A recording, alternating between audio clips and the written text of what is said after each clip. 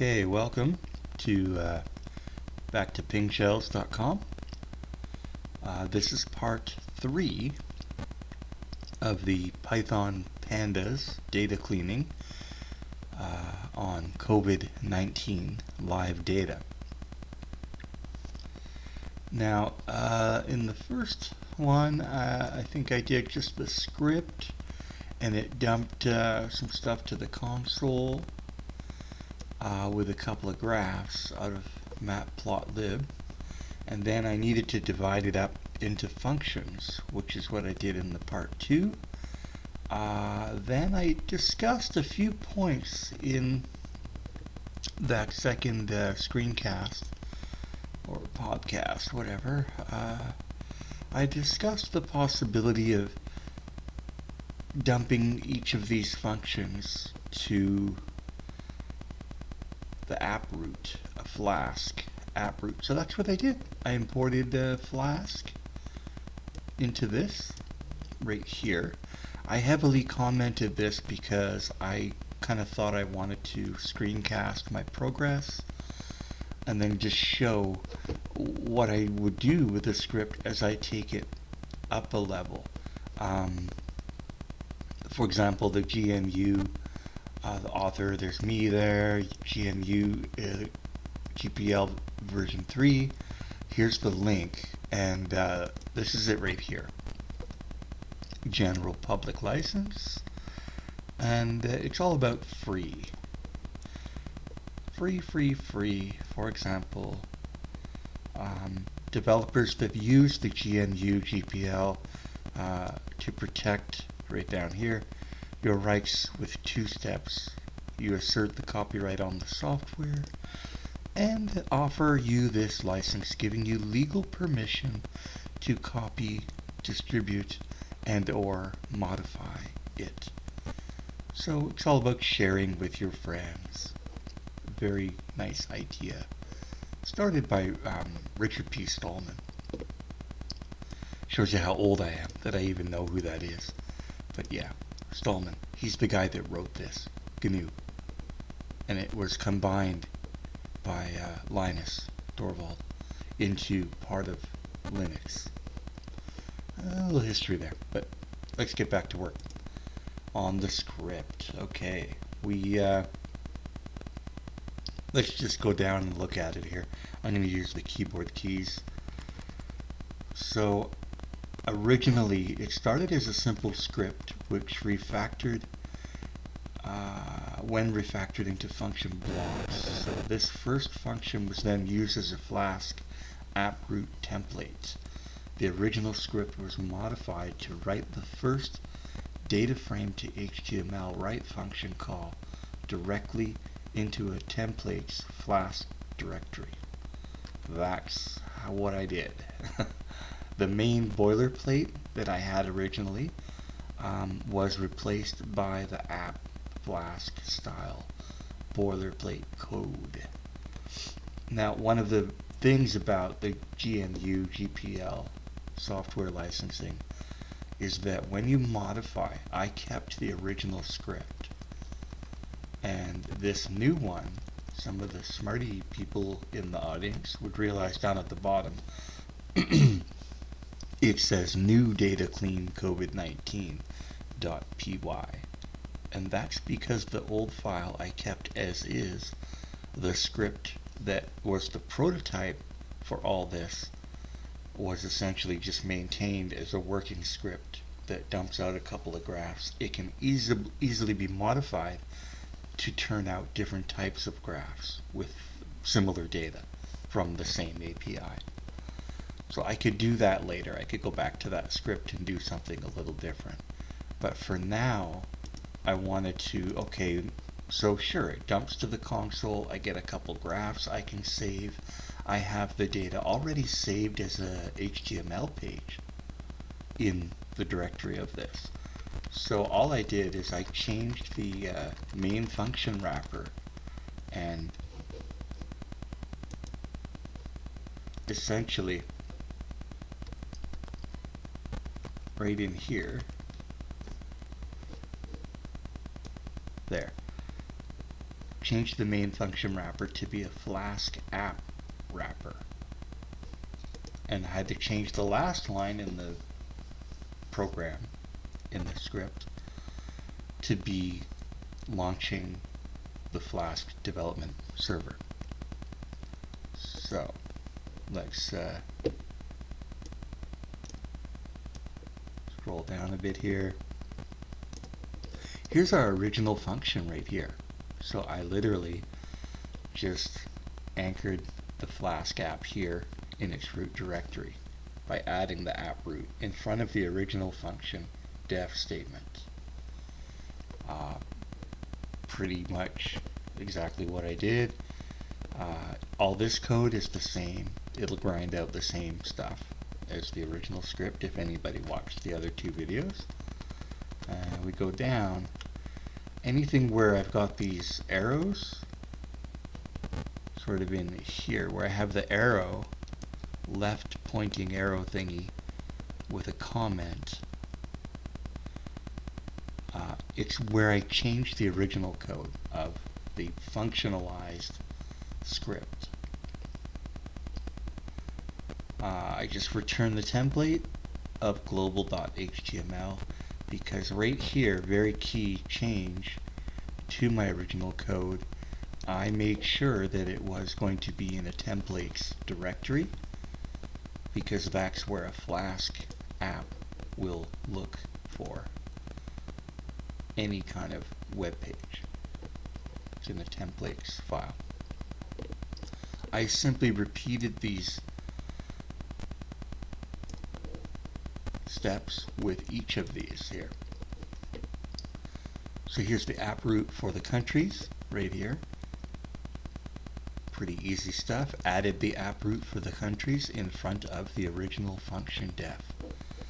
There's the function def there, right here, for the country data. Now, as you might recall from the previous video, I have work to do on this function right in sort of this area. I'm doing a couple of weird things where I'm trying to splice out just the columns I want, in addition to getting rid of some weird extraneous data. I also only want like the first 8 or 12 rows. So for now, I have it outputting just the head right here, the head of the data frame, and that'll give me the first 4 countries. So that fixed somehow when I was writing to the data frame, to the HTML is set up as a loop by default in the Pandas to HTML setup. So it basically just loops through the amount of space it has available. So if you've only got 8 countries selected like I did, it just loops through over and over again until it fills up the 72 default number of rows you're allowed to have, or something like that. I have to correct that. Long-winded explanation to a problem that I pretty much just have to Google and figure out specifically how to do that move in Pandas. Probably a simple solution. Getting a little bit lower in the sort of, right here, we got the Canadian historical now. Same idea. I've commented it just to highlight it while I'm doing the video, so I don't forget to point it out. It's a similar process to the other function where I'm adding the app root. I've got this can historical named after the function, always a good practice. And then bada boom bada bing, down below here I'm careful again here to make sure that it's written to the template directory, and this file will be the HTML, the data frame to HTML right here. So instead of just having the file sit there in the directory, it's actually going to be hosted on a development web server so that I can go to it and it will actively show the output when the script is run. It'll basically update that web page every day I run the script, kind of thing, if I put the script on a timer or whatever.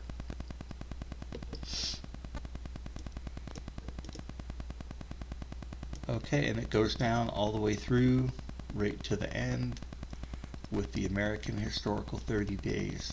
Now what's really interesting with leaving the script the way, almost in its original form, with the addition of some Flask routes to grab the function modules and put them to a web page that your buddy could see as well, is kind of interesting. So here we go, we got the app run here. You could change the port number and all that kind of stuff, which might be fun, but I just left it on the default. And again, it's, you know, publicly licensed. I don't care if someone copies this. There's probably a lot better ways to do this. Like, I could have just set it up with Django. I'm sure Django has a lot more packages to deal with actually grabbing the plot. So Django probably has a way to deal with the plot. Flask might as well. But for now, I'm just letting matplotlib show the plot its default way, where it opens a separate window. But ultimately, maybe I would want that to go, each one of these two plots, to go to the web page as well.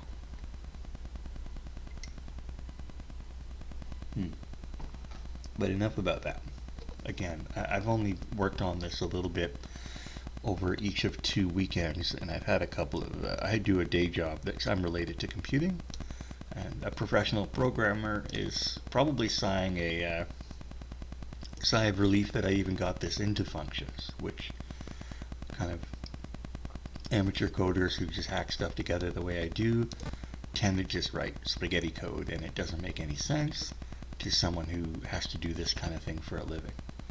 So hopefully they don't mind too much that I've broken it up nicely. Have a lot of, you know, over commented, but that's mainly for the video, so I know what I did at each step to show other people how they too can learn the hard way. Alright, so let's get out of Emacs, and there's the old website, and we'll have a new browser window open.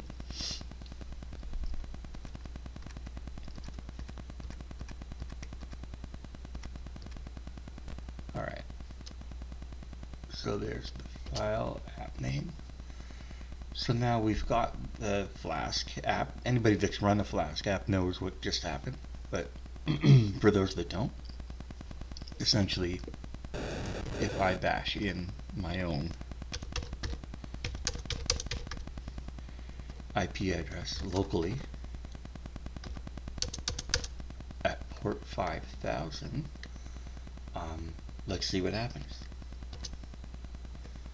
Okay, cool. I get the global data because I rooted that right in the app root above the global glow data function. So interesting. So here's my console output here that I had from the original script, and then right here we see what the server did. This is output from the Flask server. It says that, you know, I connected here and made a request from this IP address, an HTTP 200 response. Pretty cool. So what I can do, I actually temporarily allowed incoming connections on this firewall, and I can put the actual local LAN number IP for this machine as well on the laptop that's sitting to my left, and I can actually punch this up as well. But I'll discuss one of the problems with that later as well. So let's take a look at another. So that's interesting. Fine. Let's try countries.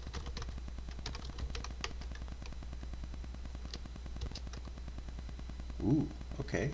So similar, and we see that I only have the first 4, or actually 5. That's the head. That's that one function I was explaining about. It was originally, I selected 8, and what happened was when it dumped it to the HTML, when Pandas sent the data frame to HTML, it just kept repeating the 8, and it just filled like 70 entries, which was annoying. So I have to clean that up, but for now I just had it print the head. So,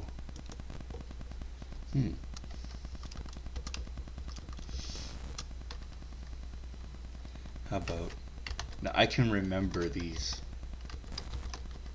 I think. But ideally, you would set these up with links on an index page, something like that. So, initially, it launches because it's doing the code sequentially in the function. So it does launch, just like the regular script, the matplotlib default. I think this toolkit is called tkinter. But yeah, it's part of matplotlib, and it just launches it like it has its own GUI, which is something, it's been around for many years. That's why I used it for this. And then once you kill that window, the function continues, and you in fact do get the page up here for the canned historical. Very nice. And then we've got those numbers in a nice table in the HTML page. So let's try the only other thing to try is the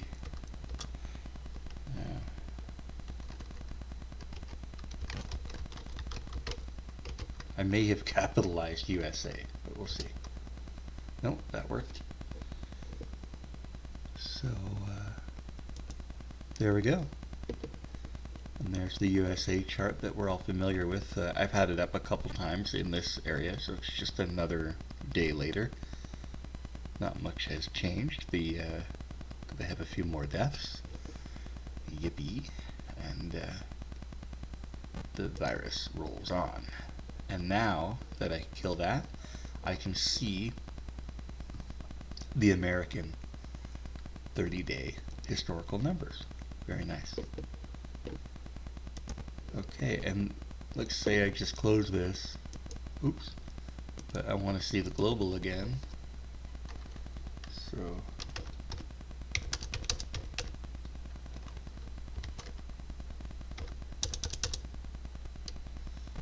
go back to my web page. Perfect. Obviously there's more things you can do, but you're basically serving a script, some script output. Like I did this over a weekend, but serving the script output to a web page using Flask. Lots of fun. Eventually, something like this could be served by Apache, which is what, like, on a cloud server like this is, a little micro instance. But thank you for checking all that out. Next steps for this, possibly, I don't know, I could even just convert it to a Jupyter notebook and focus more on the graphing rather than keep going on the web development side of it. But this gives you an idea of sort of treading all over the DevOps toes. You can basically just publish your data yourself if you're willing to do a little web server or a web host. You could, serve these pages easily with Apache or some other server. All right.